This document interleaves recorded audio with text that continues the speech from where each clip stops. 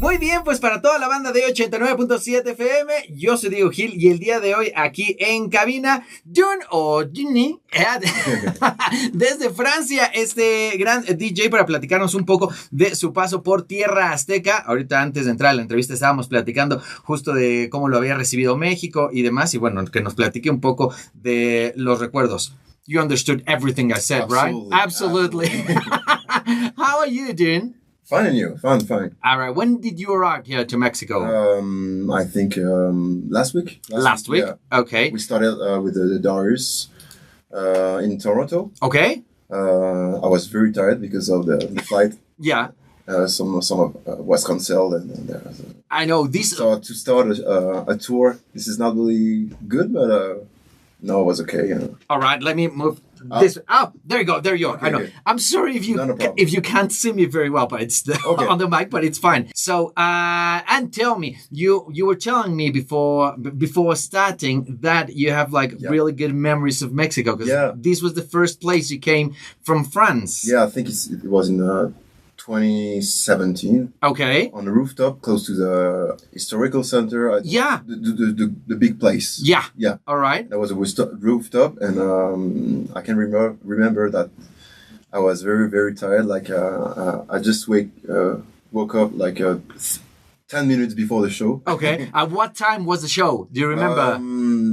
11. 11? All right. So you took a big nap before. Nap. Okay. Uh-huh. And the energy was absolutely crazy. Uh-huh. People, they all knew the lyrics. Uh-huh. I was wow. Okay.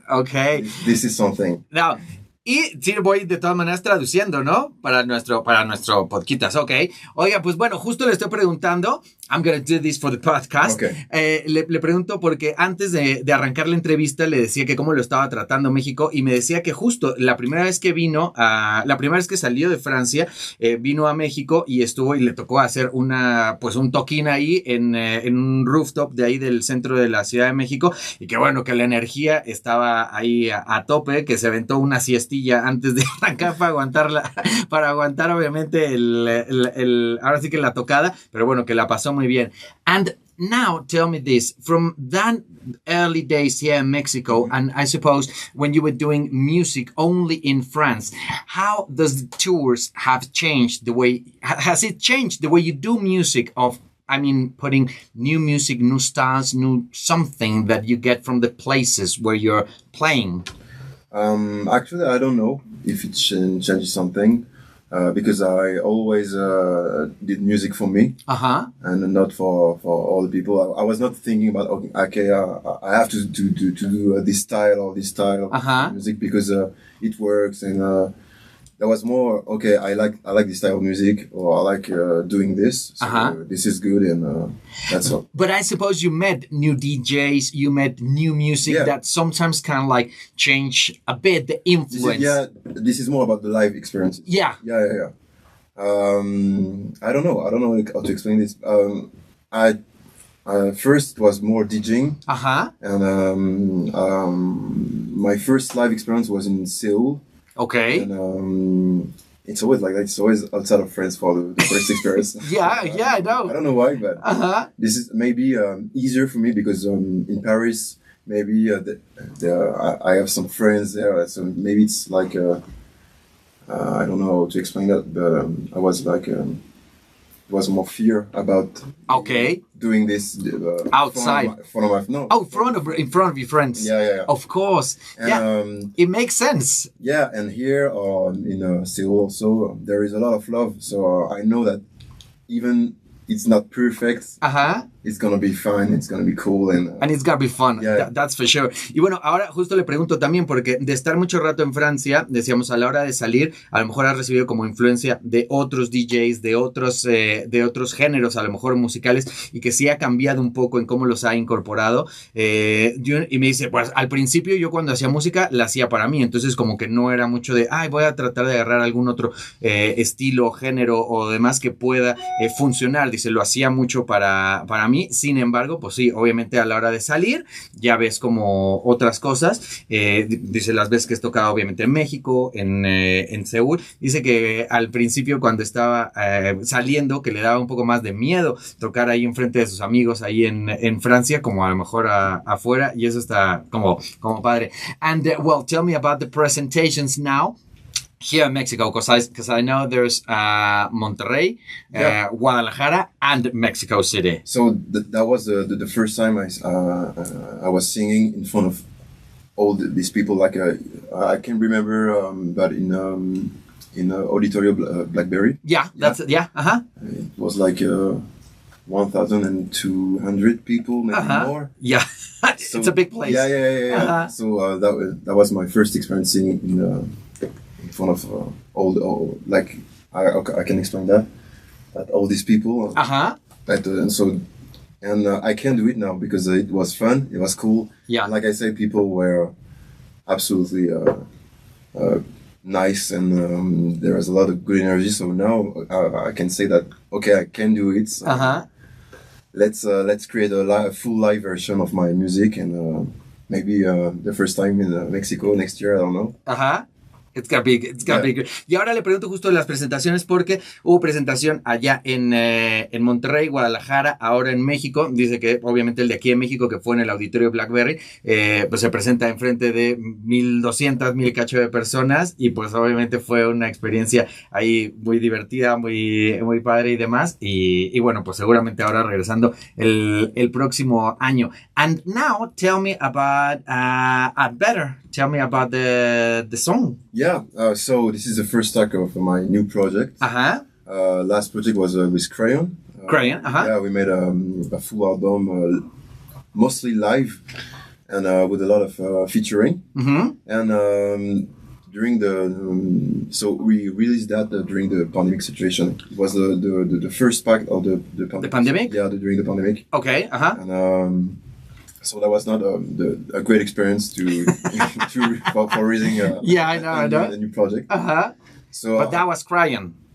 That was the beginning of the pandemic. Yeah. That was the project before this one. All right. Yeah. Okay. And, so that was just the release, but I was alone in my apartment in Paris, and I was like just with a guitar and a microphone and my computer. And I was like, okay, what can I do? So first I was like playing my on the PlayStation, something like that.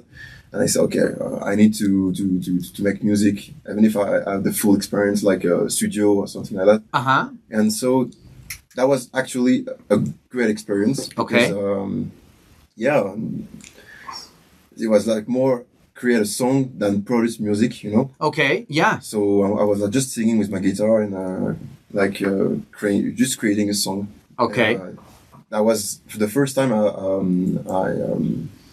I was creating a song like that, because before that was more directly into the computer. Yeah. With some scenes and something like that. Yeah, more producing. And this time that was just pure music, voice and guitar. It was like back to basics. Yeah, you know? back to basics. Yeah. And that's why I think that I'd Better and maybe the other tracks of the next EP are going to be more pop, because this is more a song.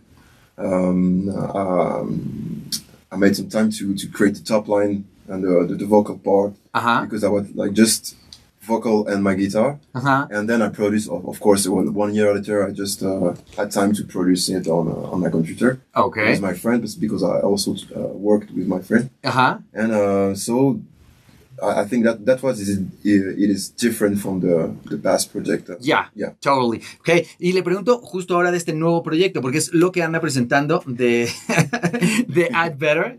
You're doing really good on the English, don't you worry about it. De este nuevo proyecto, y justo me platica, ¿no? De dónde, en qué momento nace, en una primera parte de la pandemia, y se venía de un proceso, obviamente, de hacer música más en la computadora, tener sintetizadores y demás, y esto fue un poco regresar regresar más a lo básico, ¿no? Dice, estábamos obviamente todos encerrados, estaba él en su depa allá en París y de repente fue a agarrar la guitarra, agarrar el micrófono, decir, pues tenemos que de todas maneras seguir haciendo música. También, obviamente, sí haces una cosa muy musical, pero dice, también obviamente regresas también a producirla y demás, pero bueno, así sale este material que va a tener como unos sonidos, sí, más vocales y también pues va a sonar un poquito más, como dicen, un poquito más pop, ¿no? Este sonido. Pero bueno, it's real good. When you started making music, how would you say, what put you into making music? How did you know